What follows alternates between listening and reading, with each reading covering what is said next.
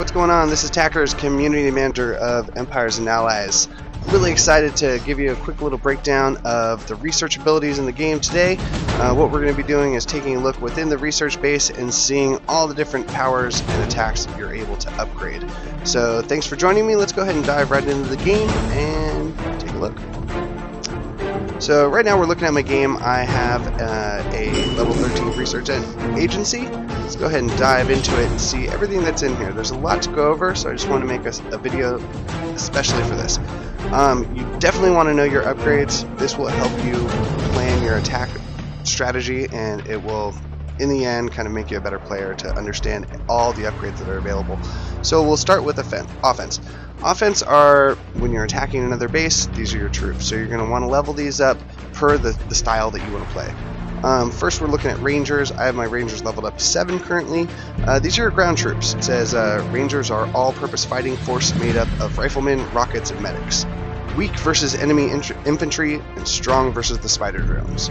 Keep that in mind because later on we're going to be taking a look, actually next here, at the Striker. The Striker is a fast armored vehicle that gets in close to cover other units. It's weak versus tanks and spider drones, but it is strong versus enemy infantry and aircraft. So that is something else to remind ourselves. A lot of bases utilize spider drones and aircraft.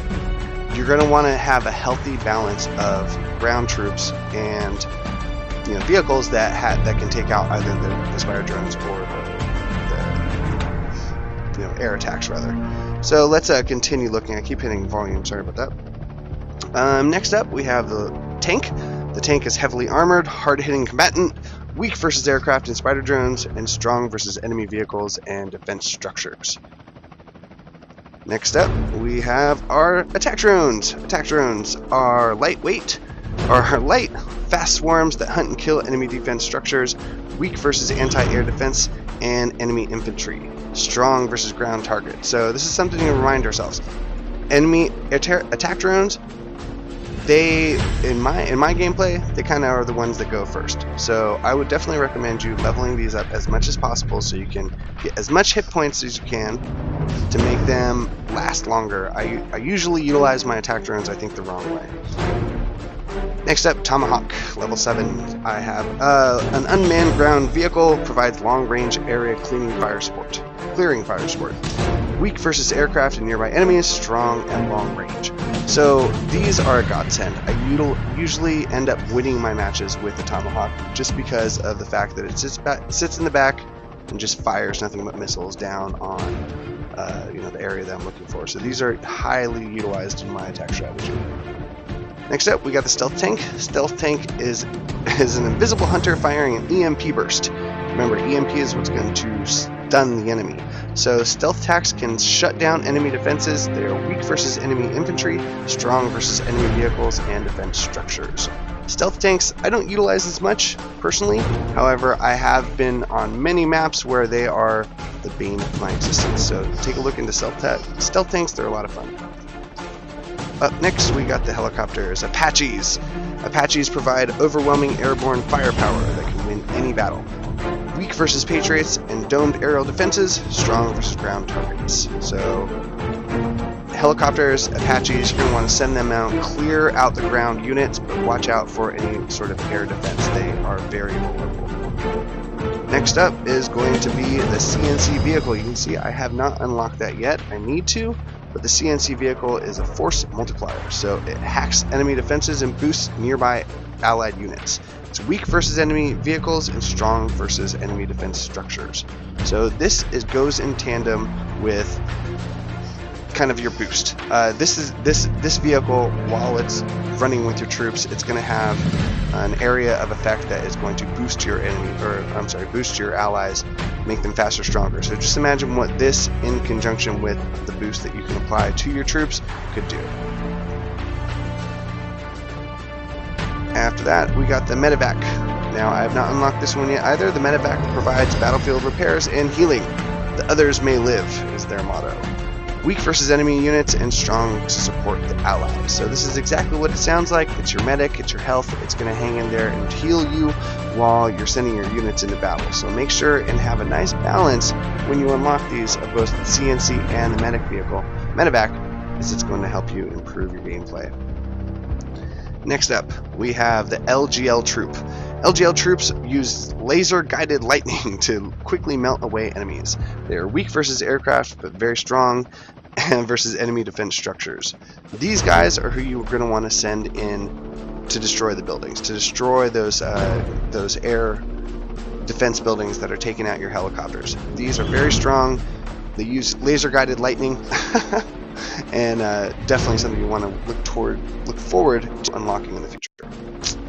Finally, we have the Titan tank. The Titan tank are the kings of the battlefield. Twin cannons, rocket pods, and wall crushers. They are weak versus railguns and the domed Thel, but they're strong versus everything else. So the Titan, clearly it's the last thing you have to upgrade, so it's going to be the strongest. This is what you're chasing in regards of upgrades in unit upgrades. So be on the lookout for how you can unlock the Titan tank with level 20. So you can see that's where I'm at right now. I need to level up my research agency to 14 to unlock my next CNC vehicle here. But up next, we're going to look at our command powers. Command powers are the special attacks that you're using on the battlefield. So when you are attacking another map, these are the tools in your toolbox, right? These are the guns in your arsenal, so to speak. First, we're looking at the A-10 Strike. I have mine leveled up to 7. Air support delivered by a flight of E-10s. Air strikes are a fast, effective way of damage. a fast, effective way to damage enemy structures and kill enemy defense units. They are most effective against mass enemy ground forces. Definitely agree with that. What I love to do with these is target groups of ground troops. That is a warning to all of you who have your ground troops rotating and circling around your map. Definitely I will be targeting them with the A-10s. Next up, we have a flare. Flares are deployed onto the battlefield, which designates a high priority target. All deployed units will immediately respond to the flare by attempting to maneuver to its position and engage any targets located there. Most effective for guiding units to priority targets on the battlefield. So this is a very helpful command power. It's going to just readjust all of your troops over to whatever point you drop it on. Now, we'll go over this in a later episode, but you also want to keep in mind that you have the ability to unlock troops. And what are they called? Troops. I forgot the term. I'll remember in a moment. But anyway, there's another, you can break your squads. There you go, thank you very much. You can break your team out into squads, Alpha, Bravo, and Charlie. Sorry, it's a little late, I totally forgot the term. But those work in conjunction with the flares, so keep that in mind while you're leveling flares up, is that you also have the ability to break your team out into squads. Next, we'll take a look at the Hellfire missile. This one's a really fun one. The Hellfire missile is delivered from a Predator drone. The Hellfire missile is designed to destroy any single defense structure or unit the enemy has on the battlefield. The Hellfire can be fired directly onto a stationary target and steered in flight to switch targets or track moving units. So it's most effective against artillery and guard towers. Keep that in mind when you're taking a look at a base that has a pretty strong defense all around. This is what you're going to use to break that hole in the defense. Maybe take out that guard tower, take out the artillery unit that is like destroying your troops. You're going to want to send in a Hellfire. One big blast of damage, and it usually helps. And next up, we're going to take a look at Medpack. Medpack is pretty simple. When you drop a Medpack on, the Medpack provides repairs and healing to allied units on the battlefield.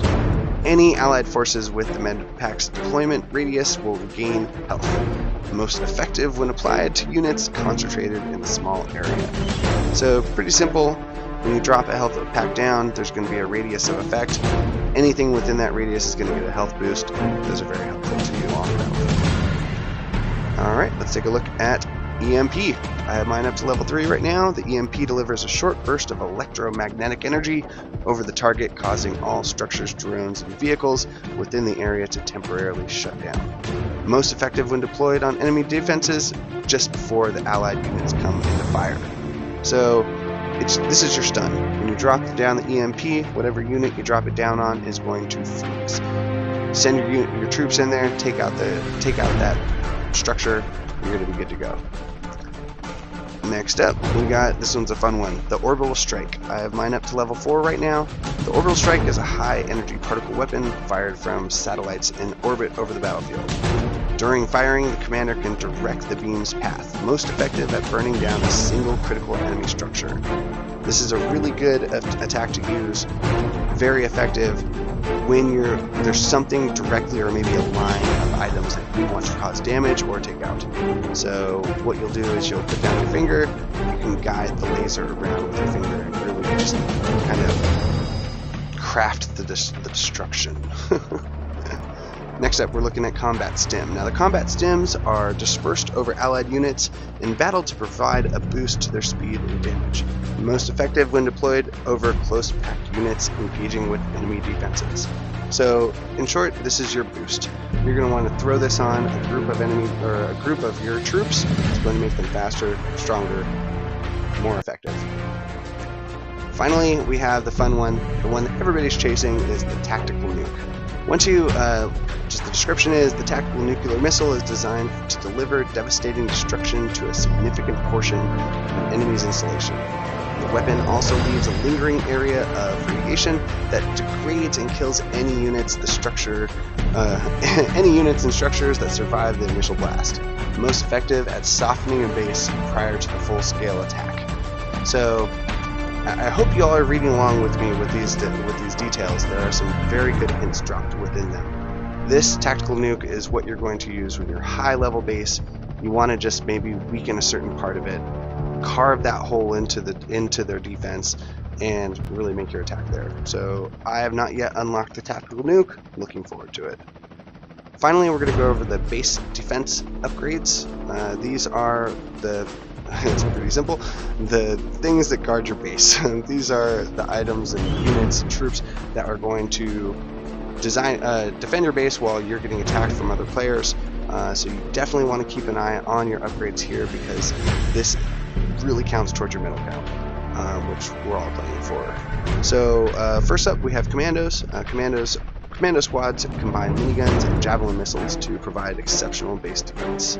They're weak against the Striker 4 or Striker 6 and strong against enemy infantry and aircraft. So these are your troops. I have mine leveled up.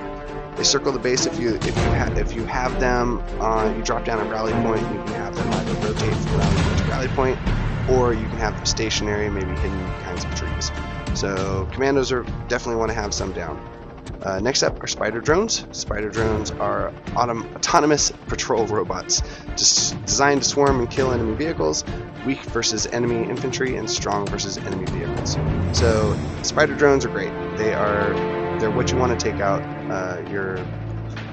the other tanks with. Any sort of heavy machinery, heavy vehicles, these are going to take them out. They're not so great against the enemy infantry, so you need to make sure and remember that while laying them down. You can't have only spider drones guarding your base. Any sort of any sort of troops are going to take them out immediately. So you want to have a healthy balance between spider drones and commandos. Up next is tank. The tank is a heavily armored, hard-hitting combatant. Weak versus enemy aircraft, weak versus aircraft and spider drones, but strong versus enemy vehicles and defense structures. So a tank, pretty standard when it comes to a military game. This is going to be kind of your mid-range attack item. You're going to send this in. It's great against enemy vehicles and defense structures, but watch out for the spider drones. They will take them out. Up next, we got the stealth tank. This is actually something that I could upgrade now. I don't have enough fuel, so I gotta go back and mine some more. But the stealth tank, let's see here. Oops. Didn't click upgrade, sorry about that.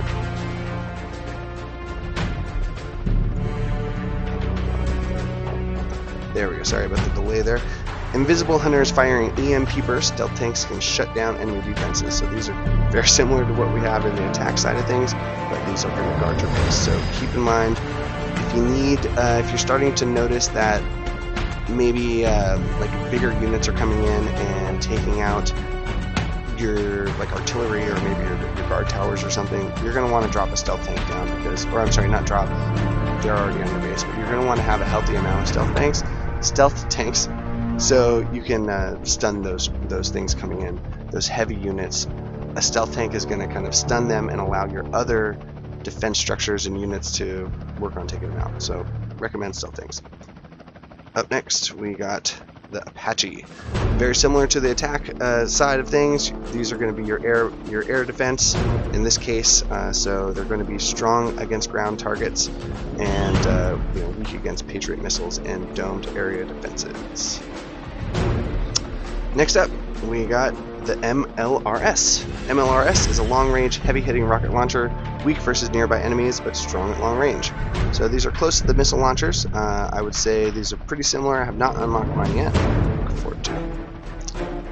Next up is landmine. Landmine's pretty simple concept. You put them down. If people walk by, they're going to cause damage to them. So proximity fuse landmine is a cheap, effective counter to light enemy units.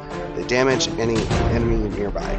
Something to keep in mind is that enemies or other players are going to see your landmines, so don't try and get too sneaky with them. They can be seen unless they're kind of hidden by view, like a tree or something like that. So that's a good tip to remember. Landmines can be seen when you're putting them down. Up next is the shock mine. Very close to the landmine, but the shock mine deals limited damage, but has an EMP blast that immobilizes any units or any vehicles close to the proximity. It won't take out ground troops. Ground troops are not made of machine that can be shocked and stunned. So clearly this is only targeted for tanks, vehicles, things like that. So those are your upgrades in Empires & Allies. You can see here that I still have a little ways to go. And of course you also want to upgrade the research building itself. That will help you unlock the higher upgrades and I believe faster actually. So that's it for enemy upgrades or for your upgrades here in Empires & Allies. That is a little special on the research building. Thank you for watching. This is Tackers, and I'll see you in another video. Thanks a lot.